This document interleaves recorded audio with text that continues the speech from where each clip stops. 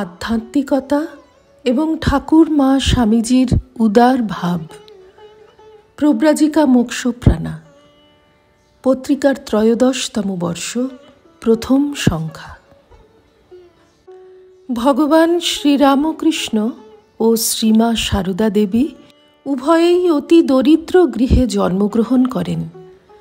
অবতার পুরুষের আগমন ঘটে যুগোপযোগী শিক্ষা দিতে এবং যুগপ্রয়োজন সাধন করতে।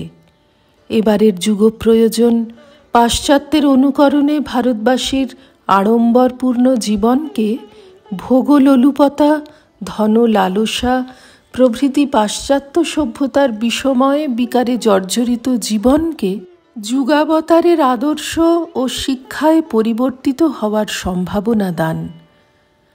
তাঁরা উভয়ে অখ্যাত পল্লীতে নিষ্কিঞ্চন পিতামাতার গৃহে এলেন, কিন্তু উভয়ের পিতামাতা নিঃস্ব হলেও সরল, ভগবৎ বিশ্বাসী, নির্লোভ, সৎ ছিলেন।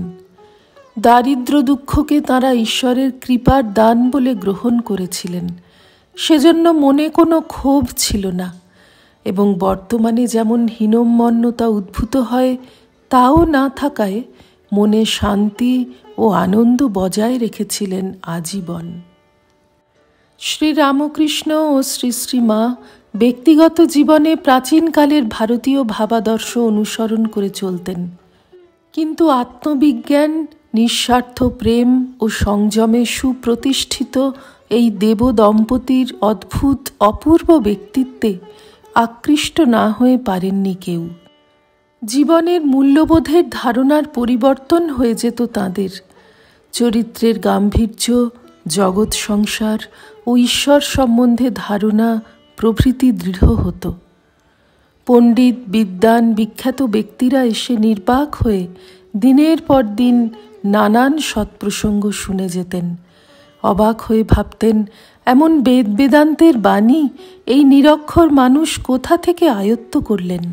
শ্রীরামকৃষ্ণ, শ্রী শ্রীমা ও স্বামী বিবেকানন্দ একই সঙ্গে আবির্ভূত এ এক আশ্চর্য সংঘটন। শ্রীরামকৃষ্ণের পূর্বাপর জীবন সাধন, ভজন ও লোককল্যাণ কর্ম প্রভৃতি সাধারণ বুদ্ধির অগোচর। পৃথিবীর ইতিহাসে এ এক অলৌকিক ঘটনা। তাঁর অবর্তমানে সারদা দেবী তাঁর ভাবধারা রক্ষা করে চললেন। যেন মনে হয় শ্রীরামকৃষ্ণের বিশ্ব প্রেম ধারণের পাত্র হয়েছিলেন তিনি। যাঁরা সে সন্ধান পেয়েছিলেন তাঁরাই কিছু কিছু অমৃত সংগ্রহ করে নিজেরা ভরপুর হয়ে গিয়েছেন।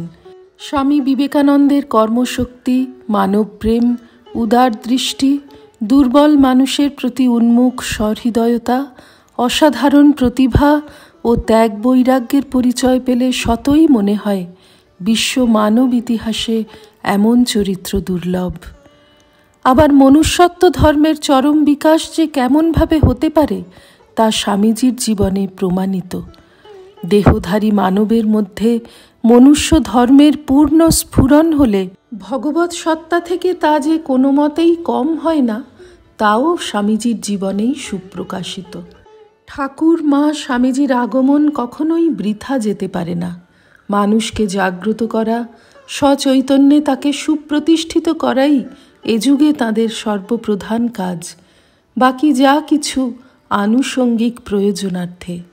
মূল সুর সেই মনুষ্যত্ববোধ যা সনাতন শাশ্বত হিন্দু ধর্মের দান, যা যথার্থই কার্যকর হচ্ছে।